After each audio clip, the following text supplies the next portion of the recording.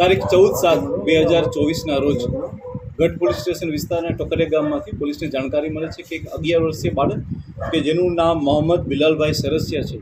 તે અમને મળી નથી રહ્યો. જેથી કરીને પોલીસમાં એ વસ્તુની જાણ થતાં તરત જ લોકલ પોલીસ દ્વારા ઘટના સ્થળે પહોંચવામાં આવે છે અને બાળક ક્યાં ગુમ થયું છે તે બાબતે જાણકારી કરી એકઠી કરી અને તપાસ આગળ વધારવામાં આવે છે. તે દરમિયાન આશરે સાંજે 7 કલાકે બાળકની લાશ જે છે એ ટોકરિયા ગામના વાડી વિસ્તારમાંથી મળી આવે છે. એ વસ્તુની જાણ થતાં તરત જ લોકલ પોલીસ, એ સિવાય એમના local SDPO Shri CL Solanki સાહેબ, અમારી એલસીબી એસઓજીની તમામ ટીમો જે છે ઘટના સ્થળે પહોંચી જાય છે. ઘટના સ્થળે પહોંચીને તાત્કાલિક જ પોલીસ દ્વારા ઘટનાની બારીકાઈથી નિરીક્ષણ કરી અને ત્યારબાદ ડોગ સ્ક્વોડની અને FSLની ટીમને બોલાવી લેવામાં આવે છે.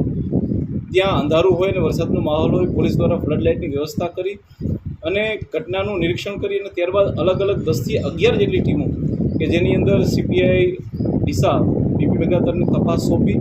અને આ દિશામાં ખૂબ જ ગુનેપૂર્વક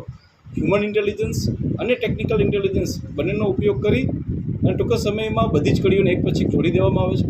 આની તેનું જણાવું કે જે અમારી સાયબરની ટીમ હતી, એ સાયબરની ટીમ દ્વારા એ વિસ્તારમાં કોણે કેટલા પોલ કરેલા હશે, કોનું વધારે લોકેશન છે તે બાબતે સાયબર ટીમ દ્વારા તાત્કાલિક જ રીતે પગલાં ભરવામાં આવ્યા. ત્યારબાદ બીજી બધી ટીમો દ્વારા જે છે એ CCTV ફૂટેજ ચેક કરવામાં આવ્યા. જે બાકીની 10 થી 11 ટીમો કે જે અમારા ડીવાયએસપી CL સોલંકી અને LCB SOGની સાથે રહીને બનાવવામાં આવી હતી, તે ટીમો દ્વારા 7000ની વસ્તી ધરાવતા આ ટોકરિયા ગામમાં કયો વ્યક્તિનું વર્તન શંકાસ્પદ છે, કયો વ્યક્તિ અચાનક ગાયબ થયેલો છે અને કયો વ્યક્તિ કેટલીક આવી પૂર્વ માનસિકતાઓ ધરાવે છે એ બાબતે ઊંડાણપૂર્વક તપાસ કરવામાં આવી. અને તપાસના અંતે ફક્ત ગણતરીના કલાકોમાં જ એક વ્યક્તિ કે જેનું નામ ફારૂક જમાલ દાઉમા છે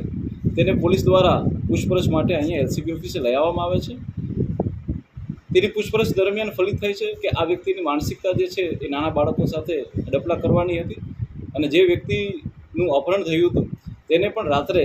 10 વાગ્યાની આસપાસ આ વ્યક્તિ દ્વારા પોતાની કારમાં બેસાડીને અલગ અલગ જગ્યાએ લઈ જવામાં આવે છે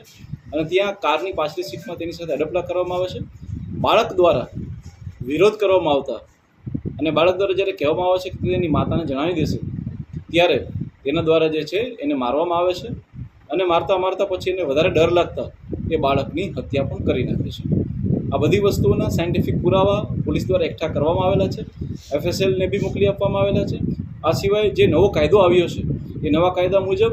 આપણે તમામ વસ્તુઓને એ સાક્ષ્યની અંદર એના ઓડિયો, વિડીયો રેકોર્ડિંગ અને ફોટાને બી હાલમાં મૂકવામાં આવે છે, જેથી કરી અને આરોપીને કડકમાં કડક